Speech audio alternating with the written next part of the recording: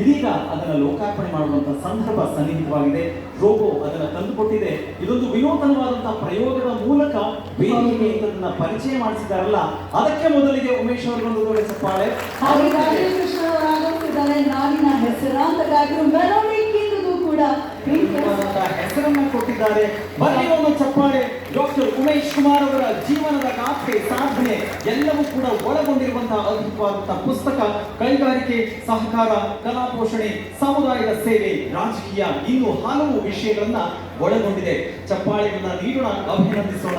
ಇದನ್ನ ಕಾರ್ಯಕ್ರಮ ಆಗಲಿ, ಸಾಂಸ್ಕೃತಿಕ ಕಾರ್ಯಕ್ರಮ ಆಗಲಿ, ಧಾರ್ಮಿಕ ಕಾರ್ಯಕ್ರಮ ಆಗಲಿ, ವೇದಿಕೆ ಬರಲಿಲ್ಲ ಅಂದ್ರೂ ಅಲ್ಲಿ ನಮ್ಮ ಯುಕೆ ಅವರ ಉಪಸ್ಥಿತಿ ಇರುತ್ತೆ, ಉಮೇಶ್ ಕುಮಾರ್ ಅವರ ಉಪಸ್ಥಿತಿ ಎಲ್ಲರಿಗೂ ಬೇಕಾಗಿರುವಂತಹ ಒಂದು ವ್ಯಕ್ತಿ, ಎಲ್ಲ ಸಮುದಾಯ ನೆಚ್ಚಿರುವಂತಹ ವ್ಯಕ್ತಿ, ಮೆಚ್ಚಿರುವಂತಹ ವ್ಯಕ್ತಿ. ಶುಭವಾಗಿ ಅವರಿಗೆ ಮತ್ತೆ ಅವರ ಮುಂದಿನ ಪಯಣಕ್ಕೆ ಅಂತ ಹಾರೈಸ್ತಾ ಧನ್ಯವಾದಗಳು.